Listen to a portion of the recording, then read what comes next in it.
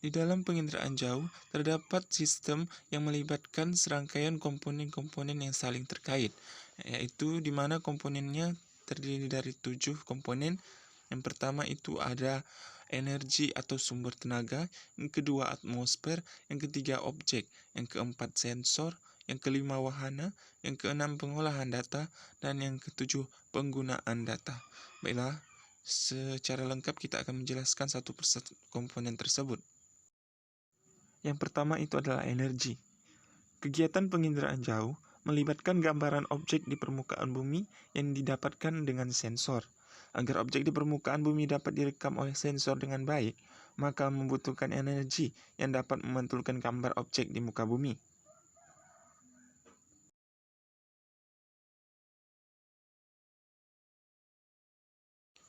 Ada dua jenis energi yang digunakan dalam penginderaan jauh. Yang pertama itu adalah energi gelombang elektromagnetik alamiah, yaitu yang berasal dari matahari. Hasil pengamatan sangat tergantung pada waktu penyinaran, kondisi cuaca, serta permukaan bumi yang memantulkan cahaya. Yang kedua itu adalah energi gelombang elektronik buatan. Digunakan untuk memancarkan cahaya dengan panjang gelombang tertentu yang biasa disebut dengan sistem mati. Contohnya, sistem kerja radar.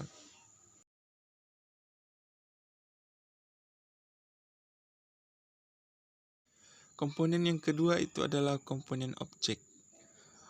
Komponen objek adalah target dalam penginderaan jauh. Setiap objek akan memantulkan panjang gelombang tertentu sehingga dapat memiliki kenampakan yang berbeda pada sensor. Sebagai contoh, objek yang tampak lebih cerah berarti objek tersebut memantulkan lebih banyak energi kepada sensor. Sedangkan apabila objek tampak lebih gelap, berarti objek tersebut memantulkan lebih sedikit energi kepada sensor. Dan komponen yang berikut adalah sensor. Apa itu sensor? Sensor adalah benda untuk melacak yang mendekat, mendeteksi dan merekam objek di alam dalam jangkauan tertentu. Sensor ini bekerja dengan cara merekam gelombang elektromagnetik yang dipantulkan oleh permukaan bumi. Sensor terdapat dua, yaitu sensor aktif dan sensor pasif. Sensor aktif itu memiliki radiasi elektromagnetik sendiri yang kemudian dipancarkan ke permukaan bumi dan direkam pantulannya. Sedangkan sensor pasif itu merekam radiasi secara alami.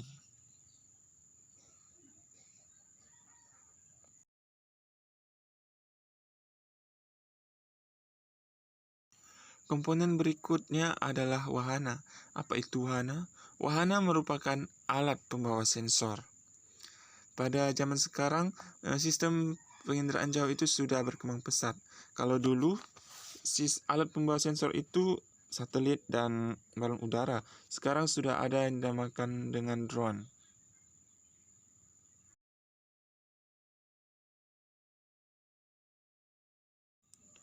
Komponen selanjutnya adalah perolehan data. Memperoleh data dapat dilakukan dengan secara manual dan secara digital. Secara manual menggunakan alat stereoskop, sedangkan secara digital menggunakan komputer.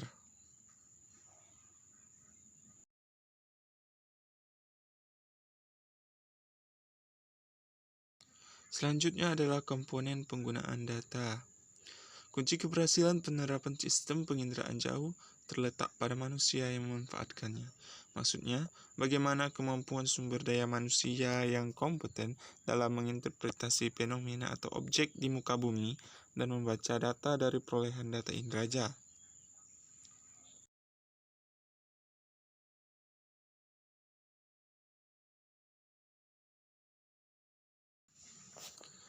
Selain komponen-komponen, terdapat unsur-unsur interpretasi dalam citra. Yang pertama itu adalah rona atau warna. Rona itu merupakan tingkatan keabuan suatu objek pada citra, sedangkan warna itu merupakan wujud yang tampak oleh mata dengan menggunakan spektrum. Baiklah.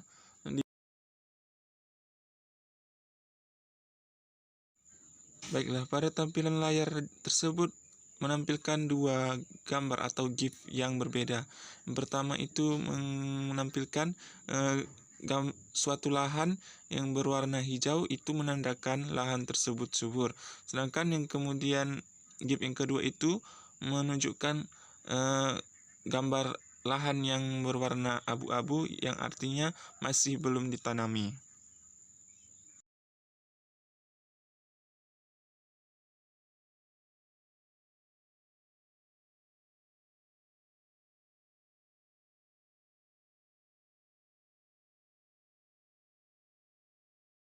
Selanjutnya yaitu unsur yang kedua yaitu bentuk.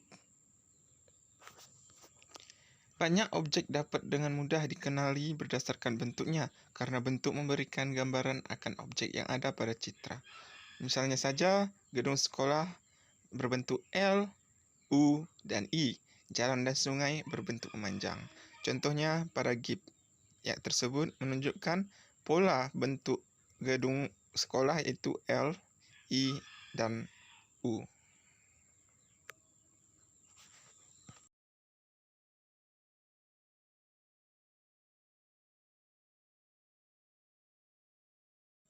Yang ketiga adalah unsur ukuran.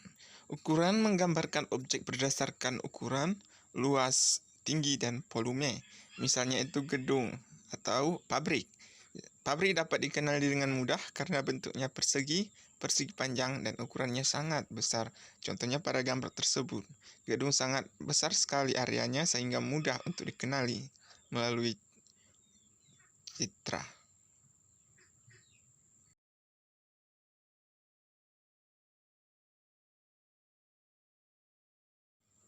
Unsur yang selanjutnya adalah tekstur.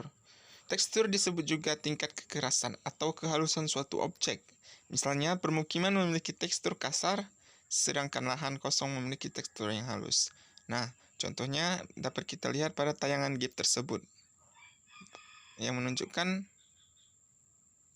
jenis-jenis tekstur.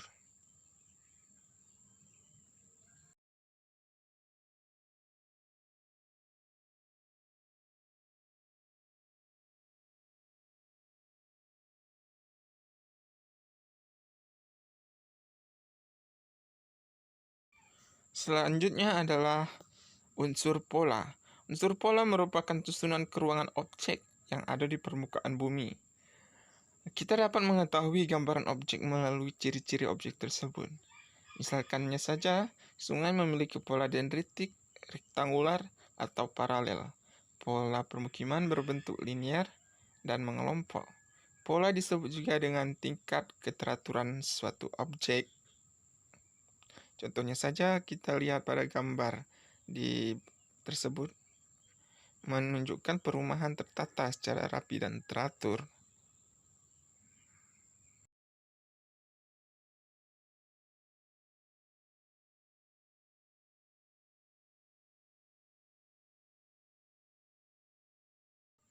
Unsur yang keenam itu adalah unsur bayangan.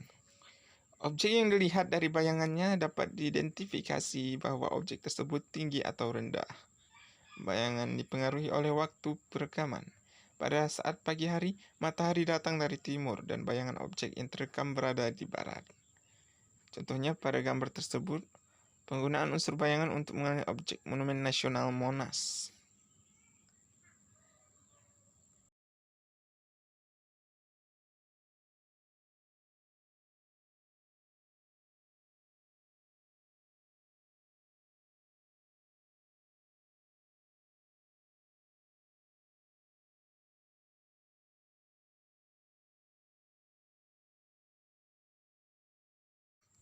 Unsur yang ketujuh adalah situs. Situs merupakan letak suatu objek terhadap objek lainnya di lingkungan sekitar. Situs juga diartikan sebagai letak geografis suatu wilayah. Misalnya saja, situs permukiman memanjang sejajar, berada sejajar dengan garis pantai. Contohnya, kita lihat pada gambar tersebut. Penggunaan unsur situs untuk mengenali pola permukiman memanjang sejajar dengan garis pantai.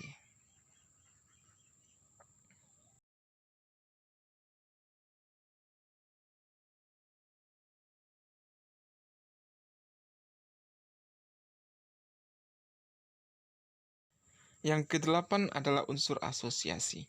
Asosiasi merupakan keterkaitan antara objek yang satu dengan objek yang lain. Objek yang satu dapat menjadi petunjuk bagi identitas objek yang lain. Misalnya saja, lapangan sepak bola berasosiasi dengan gawang, stasiun berasosiasi dengan rel kereta api, permukiman berasosiasi dengan jalan. Contohnya pada gambar tersebut, lapangan sepak bola berasosiasi dengan gawang.